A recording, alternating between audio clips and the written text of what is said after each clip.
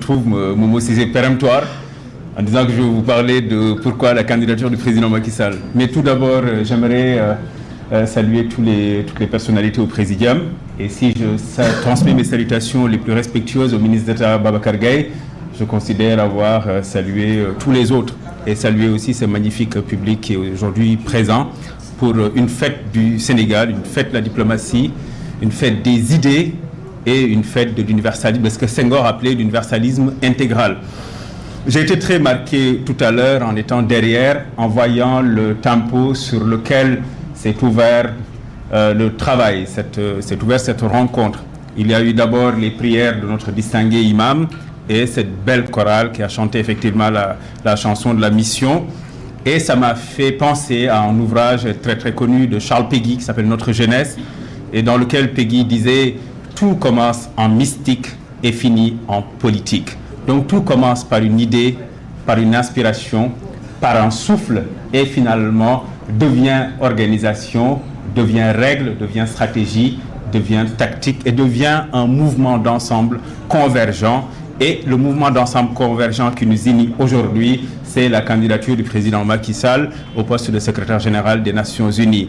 Donc cette candidature a été soufflée parfois, a été rêvée, a été pensée par certains au Sénégal et dans tous les ailleurs fécondants du monde, mais c'était une idée, j'allais dire même une intuition. Et finalement, des hommes et des femmes, des chefs d'État, des chefs d'organisations internationales sont venus le voir pour lui proposer de se porter candidat pour diriger les Nations Unies alors qu'il n'était demandeur de rien du tout. Je disais donc qu'il n'était demandeur de rien du tout parce que, et je parle sous le contrôle du ministre d'État Babacar Gaye qui connaît certainement le président Macky Sall 10 000 fois mieux que moi, c'est un homme de pudeur, c'est un homme de pondération, c'est un homme de mesure et ce n'est guère un homme excessif. Donc il ne demande rien, il n'arrache rien d'autre que le bon Dieu ne lui aura conféré. Donc je disais que des gens, des personnalités de très grande envergure africaines et étrangères sont venus le voir pour solliciter qu'il metta sa figure, sa personnalité, son leadership au service, encore une fois, de ce que Senghor appelait l'universalité intégrale. Et finalement, il concéda à ces requêtes-là pour porter cette candidature. Je vais en parler un peu rapidement de cette candidature. Au-delà de la personnalité du président Macky Sall, ce qui nous réunit ici, c'est aussi de soutenir une candidature sérieuse, rigoureuse, sincère et crédible, autour de 3 axes stratégiques qui gouvernent aujourd'hui le sens de l'histoire. D'abord, dans son projet en tant que candidat, il propose de lutter pour préserver la paix et la sécurité internationale. Et comme tout le monde le sait peut-être ici dans la salle, en 1945, quand les Nations Unies étaient fondées, elles avaient, ces Nations Unies-là, un double objectif, c'est-à-dire promouvoir la paix et la sécurité pour qu'il n'y ait plus jamais une 3e émergence sur toutes les transformations majeures au plan économique et social que le président Macky Sall a porté en 12 ans. Certains, certainement, et beaucoup mieux que moi, le feront dans les minutes qui suivent. Je vais en parler du 2e point de son projet de candidat, en l'occurrence, la promotion de ce qu'il appelle le multilatéralisme inclusif. Qu'est-ce que le multilatéralisme inclusif ? Dans le champ des relations internationales, nous avons l'unilatéralisme, c'est-à-dire un pays, une puissance, une superpuissance qui décide de tout. Et nous avons aussi le multilatéralisme, c'est-à-dire cette alliance des États, cette alliance des nations, notamment à l'Assemblée générale des Nations Unies, où on dit qu'un État, une voix. Mais on a vu au Rwanda, on a vu au Soudan, on voit à Gaza, on voit en Ukraine, on voit en Iran, on voit au Vietnam, on voit en Amérique latine, au Venezuela, on voit partout que cette maxime forcément n'est pas établie et cette maxime forcément n'est pas vraie. Et le président Macky Sall a dit au-delà du multilatéralisme, moi je propose le multilatéralisme inclusif, c'est-à-dire qu'il y ait une réelle équité et une réelle égalité entre les États et que toutes les nations se valent par leur dignité, par leur ontologie et par leur existence. Donc 2e point. 3e et dernier point de son projet, c'est la réforme de l'Organisation des Nations Unies pour qu'elle soit beaucoup plus dynamique, beaucoup plus efficace, beaucoup plus efficiente dans un contexte de crise, dans un contexte de raréfaction des ressources. Nous vivons au Sénégal ce qu'on appelle la crise de la dette ou la crise de l'économie. Donc, et aussi certains États se désengagent de plus en plus dans certaines organisations de l'ONU, le PNUD, l'UNESCO, on a fermé les États-Unis ont fermé l'USAID comme nous le savons. Donc il y a une raréfaction des ressources. Comment faire mieux avec moins? Et il y a toujours, on parlait de rappel à l'ordre, il y a toujours un rappel, il y a toujours une symbolique dans cette candidature du président Macky Sall, parce que je parlais de multilatéralisme inclusif qui nous rappelle Senghor, je parlais de faire mieux avec moins qui nous rappelle le président Abdou Diouf, je parlais d'ouverture générale au monde, à tous les apports fécondants, et qu'il n'y ait plus de nations subalternes, mais que toutes les nations se valent d'égale dignité. Il y a celui qui a ouvert notre pays au monde, il s'agit du président Abdoulaye Wade. Donc vous voyez la trajectoire de cette candidature-là, elle recèle tout ce que notre pays compte de valeur, de dignité, de responsabilité, de sérieux, de sincérité et de grandeur. Vous le savez, mesdames et messieurs, au président, mais vous le savez 1000 fois mieux que moi, le Sénégal est un très grand pays, respecté partout dans le monde. Et en tant qu'héritier, le président Macky Sall se doit d'être digne de l'héritage qu'il a reçu. Il doit être digne du legs qu'il a reçu de ses pères, des pères fondateurs de notre pays et de ses prédécesseurs. Et tout le monde, je pense, sait qu'il est digne de ce qu'il est. Pour finir, je remercie la société civile pour en tout cas l'idée et l'initiative de cette manifestation-là. Je remercie chaleureusement Antigone Diop et mon ami, mon camarade, je dirais de lutte, ou mon camarade de pensée et mon camarade de diverses choses. Il s'agit de Momo Cissé et toutes les personnes, Red Black et tous les autres qui ont en tout cas contribué à faire de cet événement-là une réalité. Parce que les partis sont clivants.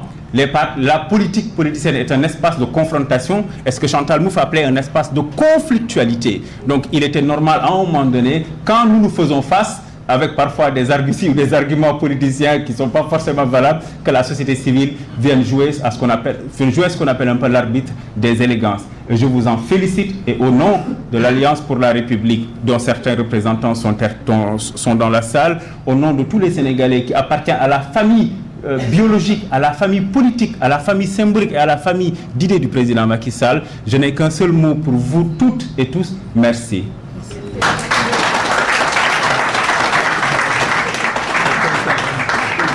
Madame, Messieurs, distingués invités, il est des trajectoires qui dépassent l'individu pour devenir des repères.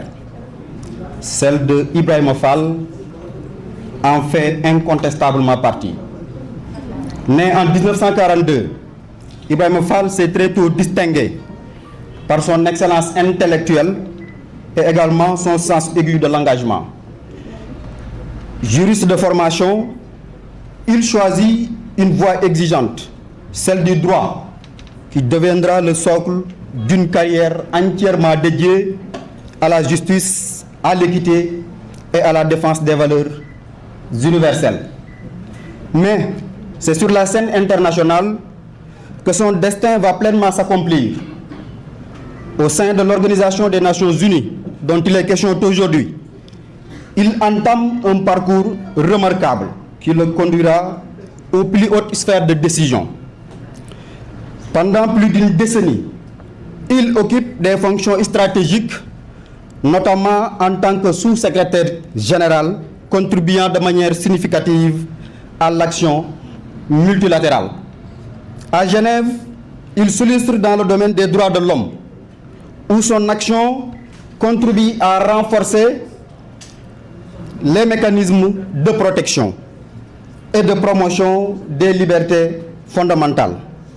Il y défend avec constance et rigueur une vision du monde fondée sur la dignité humaine et également sur la primauté du droit. À New York également, au cœur du système international, il prend en charge des responsabilités majeures dans les affaires politiques dans un contexte mondial souvent marqué par les tensions et les crises. Il se distingue également par sa capacité d'analyse et son sens de l'équilibre et son engagement en faveur de la prévention des conflits. Mais au-delà des fonctions, ce qui impressionne chez Ibrahima Fall, c'est tout simplement une constance, la fidélité aux principes. Dans un monde où les équilibres sont fragiles, il a su incarner une diplomatie d'écoute, de dialogue et de responsabilité. Une diplomatie également qui privilégie la médiation à la confrontation et à la construction également des solutions durables, mais également à la gestion des crises immédiates. Après également son passage aux Nations Unies, il poursuit son engagement au service de la paix sur le continent africain. À travers également ses missions de médiation pour une unité, il intervient dans le contexte d'accompagnement également et de processus de transition qui contribuent à la stabilisation de plusieurs régions. Ibrahima Fall également n'est pas seulement un grand diplomate, il est un artisan de paix, un homme de conviction, un serviteur de l'intérêt général. Son parcours témoigne d'une chose essentielle. Le Sénégal également dispose d'un capital humain d'exception, capable de porter des responsabilités mondiales avec compétence, intégrité et vision. Madame, Monsieur, rendant hommage à Ibrahima Fall, nous ne célébrons pas uniquement un homme, nous célébrons une école de pensée, une tradition diplomatique, mais également une certaine idée du service public et de l'engagement international. C'est avec également cette continuité qu'il s'est inscrit aujourd'hui la candidature de son Excellence Macky Sall au secrétariat général des Nations Unies. Permettez-moi, arrivé à ce point, de se présenter pour plusieurs raisons. Je réponds au nom de Mohamed Dia. Je suis ingénieur de conception en géotechnique, étudiant également en master de recherche en mécanique et modélisation des sols. Aujourd'hui, les statuts de l'étudiant, j'en parle parce qu'il en a énormément fait. En tant qu'également leader du mouvement syndical, ayant récemment terminé mon mandat de président d'Amicale en 2023, nous avons eu à beaucoup traiter avec le président de la République, Macky Sall. Au-delà d'investir à la jeunesse, il a également investi à la communauté des étudiants. Mais dans le jargon wolof, on dit nit bu ñuy wax ndax baax na ñu ne ndax ay mbokkam ñoo ko wax. Loin de toute connotation égocentrique ou régionaliste, aujourd'hui, le Sénégal devrait être content et de rallier, de voir son fils s'affirmer sur le plan mondial. Le président de la République, Macky Sall, aujourd'hui, représente pour nous, jeunesse, un modèle de réussite, un modèle d'engagement, mais également un modèle de persévérance. Le Sénégal que nous sommes aujourd'hui, au-delà de sa candidature aux Nations Unies, tous les yeux du monde entier sont braqués au niveau du Sénégal. Regardant comment nous assisons, regardant comment nous allons les soutenir. Mais cette valeur cardinale aujourd'hui qui sous-tend le Sénégal, qui est la teranga, n'a jamais été laissée en rade. Moi, je suis originaire de la région de Kaffrine. Tout à l'heure, mon ami Momo a chanté Boubacar en disant le coco chante. Chez nous, en parlant de teranga, puisqu'on est le bassin arachidier et que l'on cultive l'arachide, le maïs et le sorgho, pour faire un don à quelqu'un, on avait l'habitude d'attendre le coucher du soleil, déposer tranquillement un sac de maïs et de riz devant la maison de quelqu'un. À son réveil, quand les cocos chantent et que le jour paraît, il ramasse tranquillement le sac de maïs, ignorant complètement l'identité du bienfaiteur. C'est comme ça que l'on aide aux moyens nantis sans leur enlever leur dignité. C'est cette teranga sénégalaise aujourd'hui qui doit être mise en bandoulière. Aujourd'hui, parlant des Nations Unies, on sait ce que cela représente. Parlant des Nations Unies également, on sait ce que cela pourrait apporter à notre cher pays, le Sénégal.